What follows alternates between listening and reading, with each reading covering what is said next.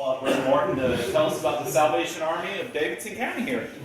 Kind of. I'm really going to do more of history, but thank you. Awesome. I'm going to do some Salvation Army history stuff, and I've got a nice table here, and I wanted to really just start off with, I've got a kind of, I say funny, but it was a BBC show, so, your call on what's funny. But I'll just start off with this little clip.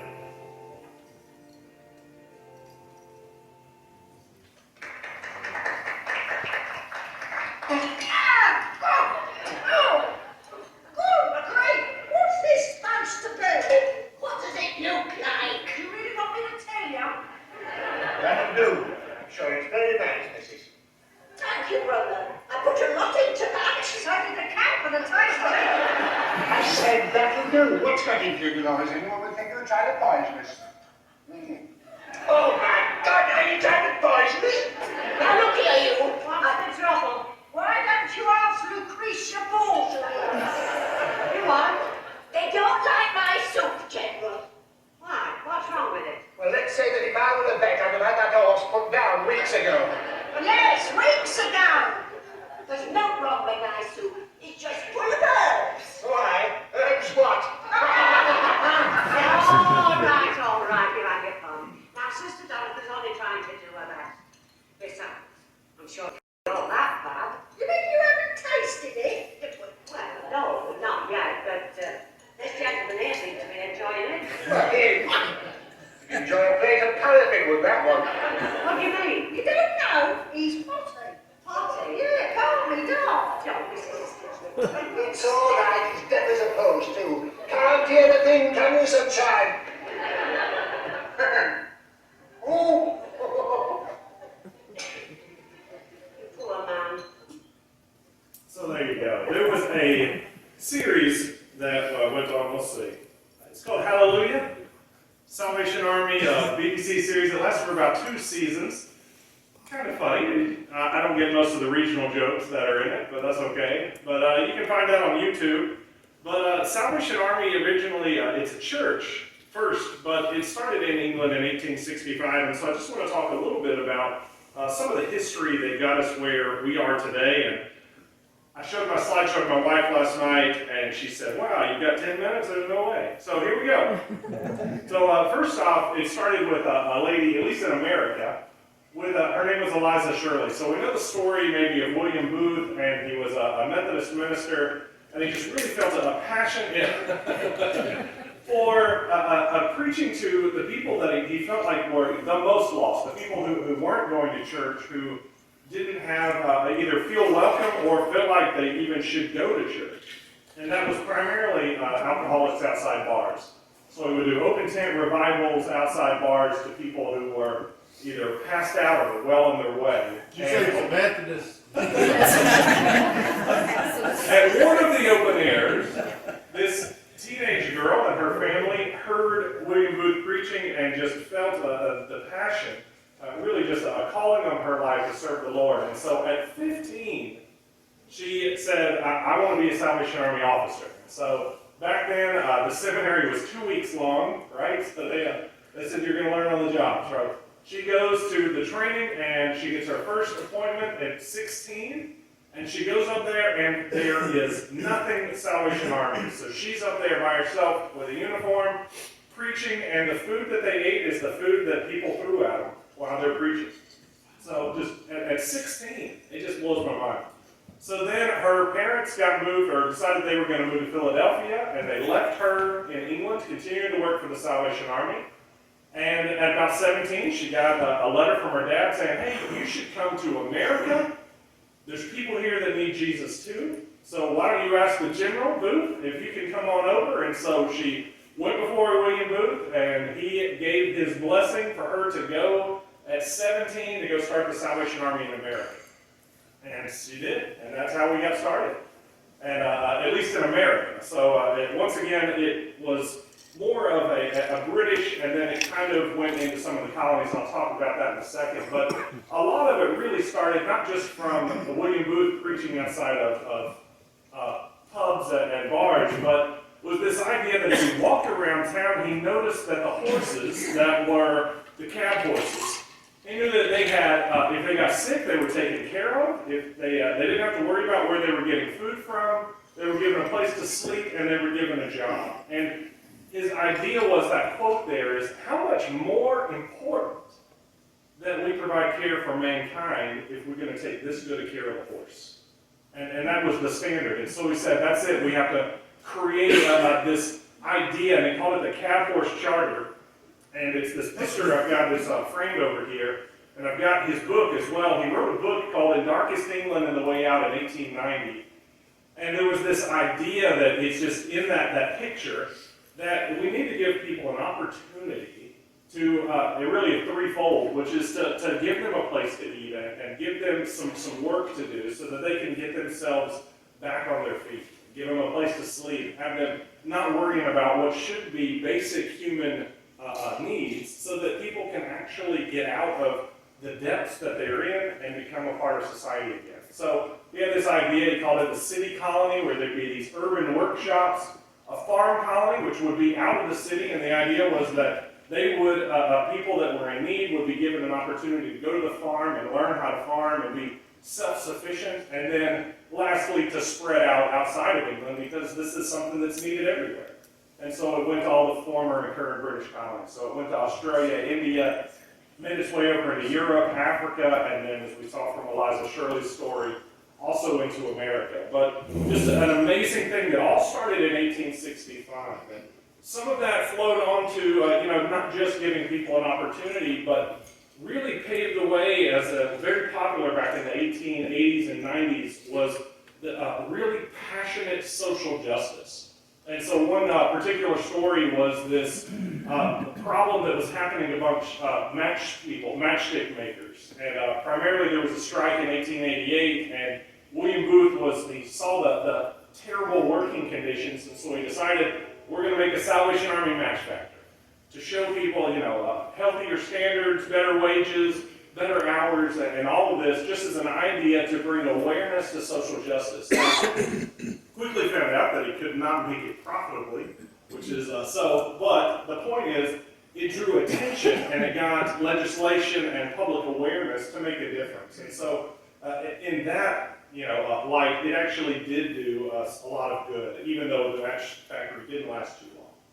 But just some neat stuff I was going through. I was in London about 5 or 6 years ago for a world gathering of the Salvation Army, and I was going through the Museum of London, and they still have those matchsticks in their history museum. So it was just a neat little idea to connect to. Red Kettle history, since you all are helping out, or most of you, on Friday and Saturday.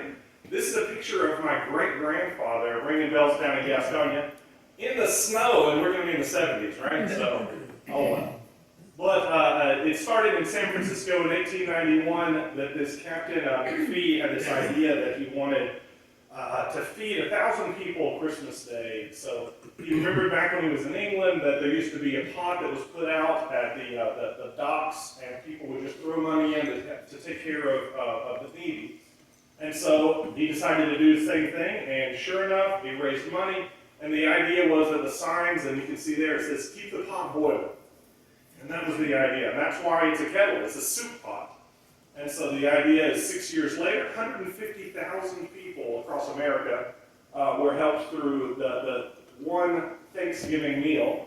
And then today, more than 4.5 million people are helped by the Salvation Army from Thanksgiving to Christmas, just because of the Red Kettle. So it just really makes the Salvation Army and their ministry is supported by that kettle campaign. A couple of things we're not really going to talk about, but another idea of social justice is donut girls from World War I. They got together, the Salvation Army did, and decided, you know what else can we do to help support the soldiers? And so they were making donuts and giving them out to soldiers on the front line. We're not allowed to go to the front lines anymore.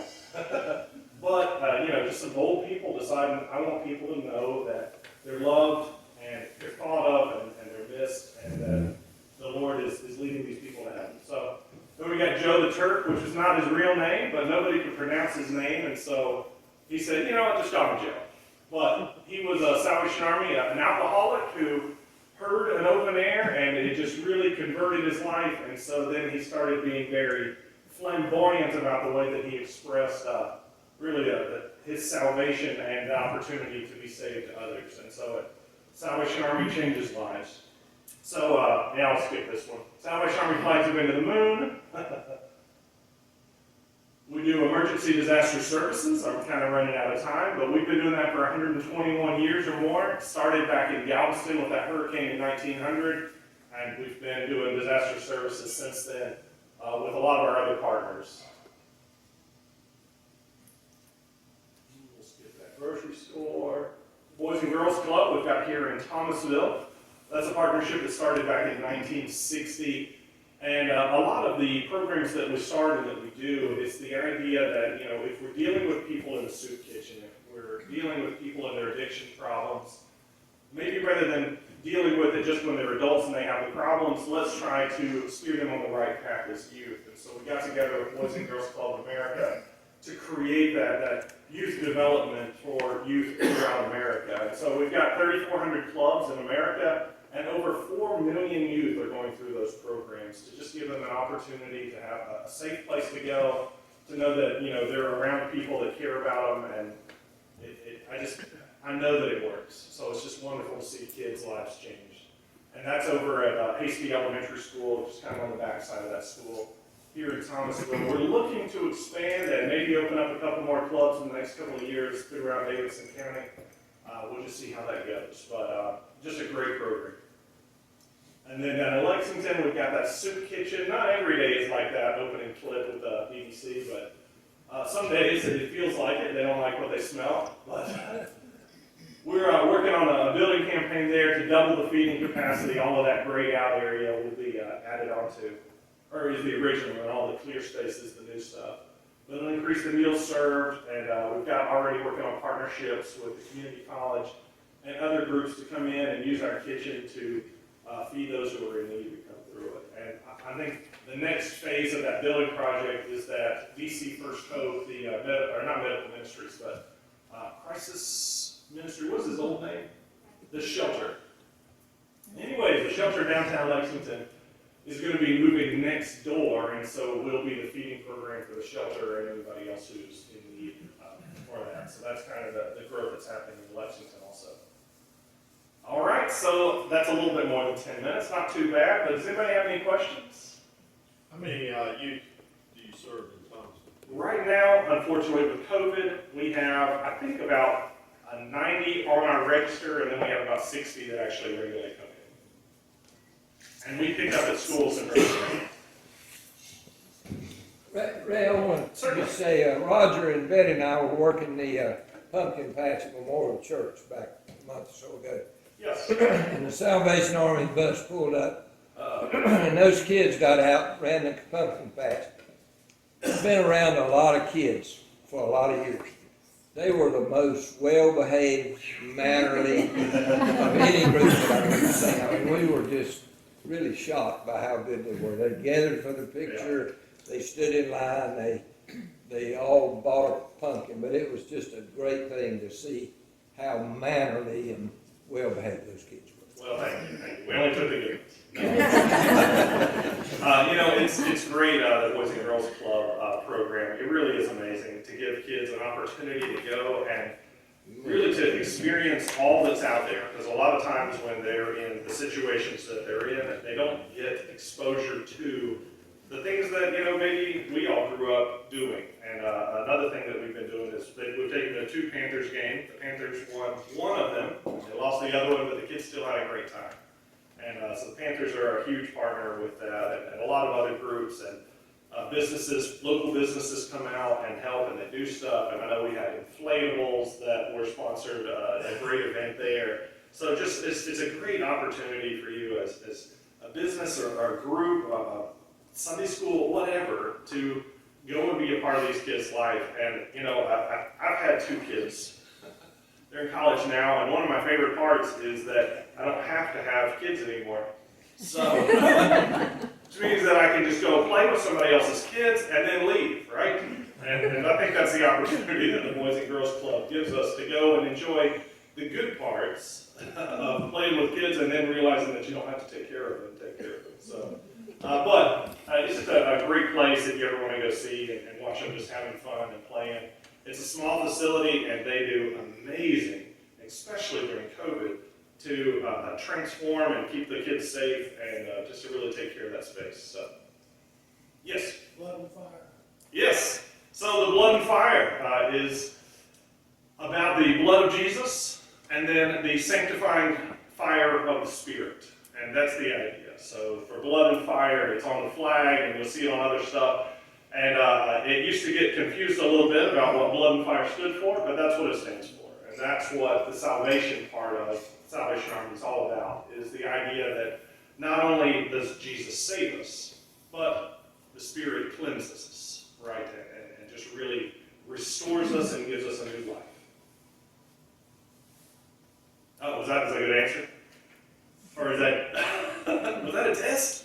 Thank you, okay. But that's what the blood and fire is about. It's an understanding of and the colors as well. You know, blue, red, and yellow.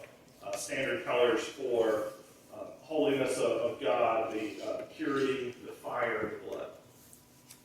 So very salvation. Yes? Ray, you've got lots of great stuff up there. Certainly. You don't just want to, point out what a few of those Guys items are are. making me break the clock. All right. So I've got up here, this is some stuff from just antiques. I've been doing this for about 20 years, my wife and I. So these are some stamps of the Salvation Army in Zaire. I don't think it's Zaire anymore, right? I don't keep up with my politics too much, but anyways. There's a doll of the donut girl, and then over there a couple more dolls for a kettle stand, and there's a kettle bobblehead, but I've got some old songbooks here, and different flags and little handkerchiefs of things. Nice big book here. I've never read this, but this is the orders and regulations for officers in the Salvation Army. So apparently, don't test me on that one. And then I've got, like I said, that Darkest England book over there, which I asked my brother-in-law, I said, I really want an old copy, because I love old books. And this one actually even has a little response card that you could, if you bought the book, you could do make a donation and mail this in. And then it also has the insert, which is a really big copy of this poster that I've got framed there. But it came inside the book, which was that whole plan of city workshops, 4 farm colonies, and then finally to take it overseas. But I love all of the stuff that I get to collect throughout all of our 20 years that my wife and I have been doing this. And with any luck, got another 24, 25 more years to go. But thank you all. Any more questions? So then that's just, feel free to look and just kind of peruse the items. They're not for sale, and don't take them. They're not for free either. But thank you all for your attention. And like I said, I'm around. I usually sit at the back of the preacher table. So but thank you, everybody.